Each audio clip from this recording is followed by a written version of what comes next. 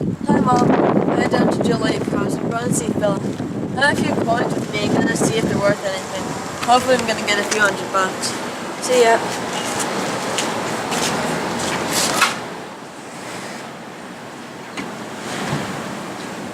So I understand you purchase used gold jewelry. Are there any suggestions for someone that is thinking of selling jewelry they no longer want?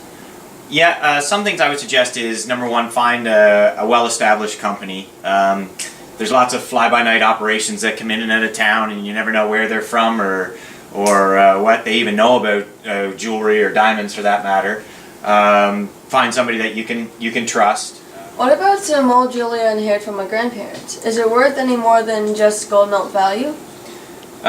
Just because it's old doesn't mean that it's worth more. I mean, it can be, depending on styles, and certain period pieces were more detailed than others. Experienced jewelry buyers will understand or know what's good and what's not. So, you know, an item that's totally worn out, of course, is off to the refiner typically. You know, we do have a goldsmith and a repair person here in our store. Sometimes we will repair items if we feel they are of significant style-wise value or something that we have clients looking for. Then yes, we would certainly try and repair or refinish them and resell them. But just because they're old doesn't necessarily mean they're more valuable, but some stuff certainly can be. What about some old coins? I understand you buy these as well. Are there any that are more rare or valuable than others? There's Canadian coins. One of the rarest or most recognizable, let's say, not the rarest, is the 1948 silver dollar, for example.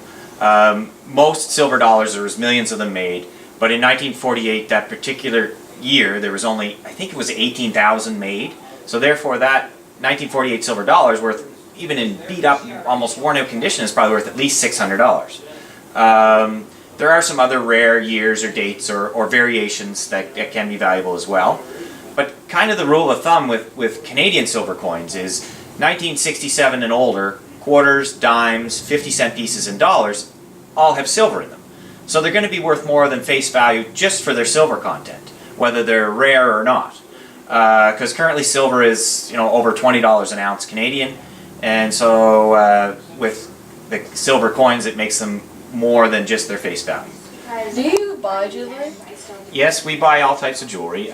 Silver jewelry, gold jewelry is mainly what we're interested in. Some costume jewelry can be valuable too, if it has certain designer names on them, stuff like that. But you know, everything from broken chains to single earrings to items with stones missing.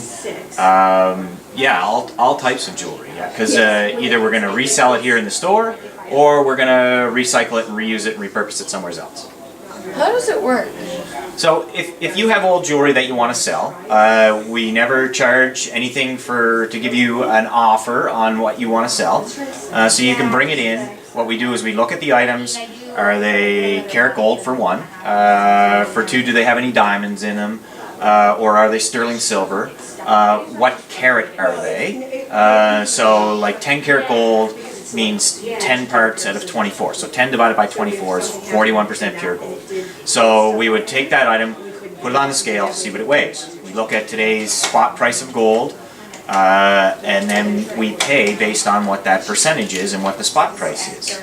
So whether it's something we're going to resell here in the store, we pay more for, obviously, or it's something that's just going to get recycled, we would pay based on the gold value price.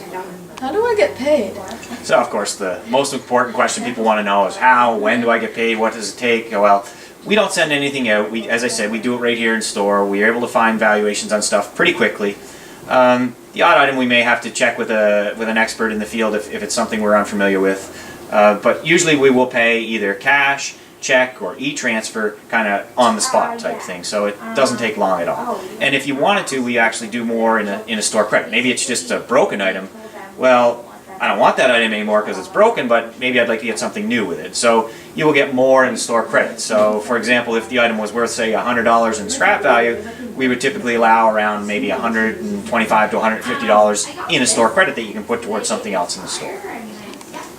Thanks, you've been very helpful. Yeah. I learned a lot today. Oh, great. Maybe I might even use this in the future. Yeah. Make some money. Thanks for all your questions, and really appreciate it. Hey, Mom. Philip was really helpful. My coins were a lot more than I thought they'd be. By the way, where's Grandma's old wedding ring?